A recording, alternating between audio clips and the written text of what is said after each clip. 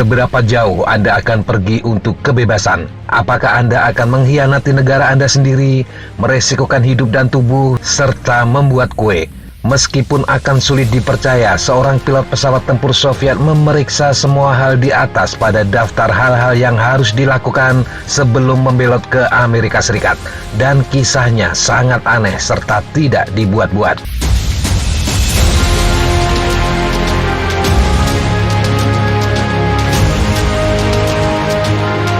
Lahir pada tahun 1961, Kapten Alexander Mikhailovich Yushev adalah seorang pria dengan beban berat di pundaknya pada tahun-tahun terakhir Uni Soviet.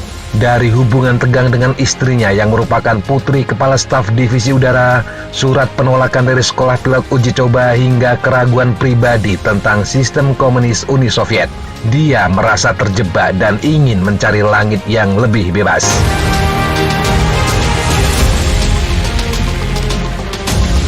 Yushev dibesarkan sebagai seorang komunis, menikah dengan seorang wanita terkenal dan pilot top MiG-29 Fulcrum. Hidup berjalan baik, setidaknya sampai dia mulai lebih memahami sistem itu sendiri.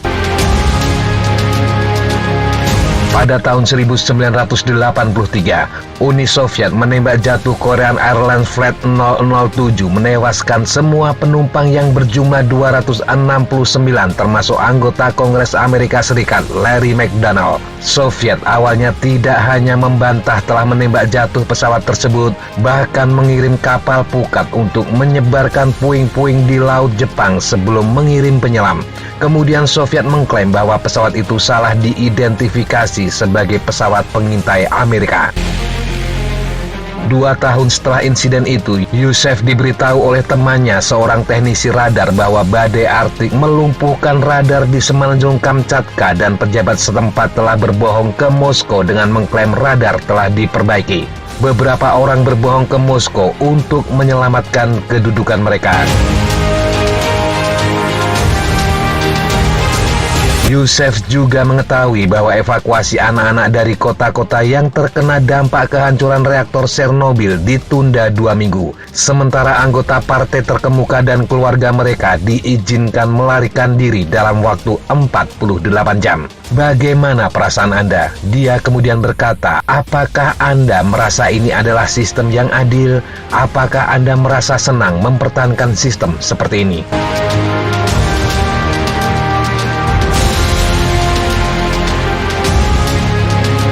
Namun pukulan terakhir bagi Kapten Yushev datang ketika 21 warga sipil Georgia dibunuh oleh pasukan Soviet setelah mereka melancarkan protes anti-Soviet di kota Tbilisi. Mereka adalah demonstran damai, katanya. Saya sangat terkejut di lubuk hati saya oleh pembantaian brutal yang dilakukan tentara terhadap orang-orang yang tidak berdaya. Ketika Yushev diberitahu bahwa dia dan rekan pilotnya mungkin akan digunakan untuk menghadapi demonstrasi, dia tahu dia tidak punya banyak waktu. Dia pun memutuskan untuk memulai penerbangan yang sangat sulit, jika tidak mustahil, yakni membelot ke Amerika Serikat melalui Turki. Yushev tahu jika dia mencoba melarikan diri, rekan pilotnya mungkin akan mencoba menembaknya. Untuk mengatasi ini, dia membuat kue stroberi yang dicampur dengan obat penenang dosis tinggi dan mengarang cerita tentang istrinya yang sedang hamil. Kue tersebut dikatakan sebagai bentuk dari perayaan. Ketika 18 rekan pilotnya terbius berat, Yushev memutus saluran telepon dan berjalan ke hanggar di mana dia akan melumpuhkan seorang penjaga dan lepas landas dengan salah satu MiG-29. Namun bukan penjaga yang ditemui, tetapi seorang mekanik yang datang terlambat. Mekanik itu segera bergerak ke ruang di mana rekan-rekan lainnya biasa berkumpul. Dia pun terkejut melihat 18 orang dalam kondisi terbius hingga kemudian berlari mengejar Yushev. Perkelahian tidak bisa dihindari. Keduanya bergulat di tanah untuk beberapa waktu sebelum saling tembak. Yushev akhirnya memukul penjaga beberapa kali namun tertembak di bagian bahu. Setelah melumpuhkan lawannya, Yushev bergegas ke jet dan mencoba menghidupkan mesin. Tetapi tidak ada yang terjadi. Pada saat itu, dia benar-benar takut akan ditembak karena mencoba melarikan diri. Dia berpikir ini adalah akhir dari hidupnya. Dia mencoba tenang dan secara perlahan memulai proses startup sekali lagi. Kali ini berhasil. Pesawat bergerak ke landasan pacu dan lepas landas.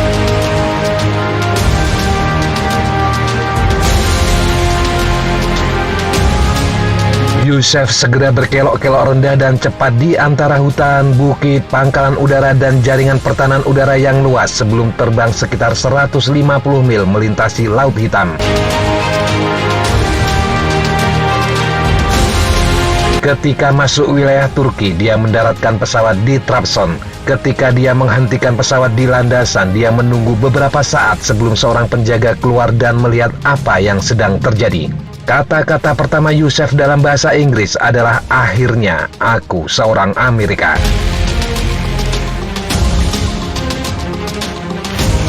Dalam wawancara selanjutnya, dia mengatakan hanya itu kata-kata yang dia tahu bagaimana mengucapkannya. Untungnya penjaga itu berbicara bahasa Inggris dan tersenyum lega.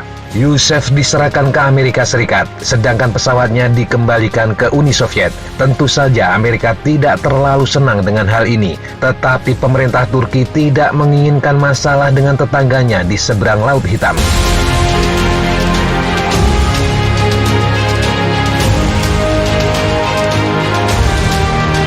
Yusef mulai bekerja untuk CIA dan Departemen Pertahanan Amerika. Dia kemudian mengungkapkan kepada dunia kebenaran tentang penembakan Korean Airlines Flight 007. Akhirnya Yusef menetap di San Diego, California. Dia tewas dalam kecelakaan pesawat pada tahun 2001.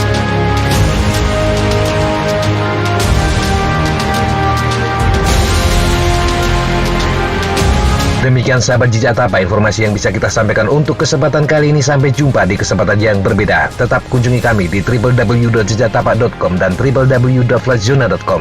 Tetap semangat dan jaga kesehatan. Salam, fly like an eagle, fight like a falcon.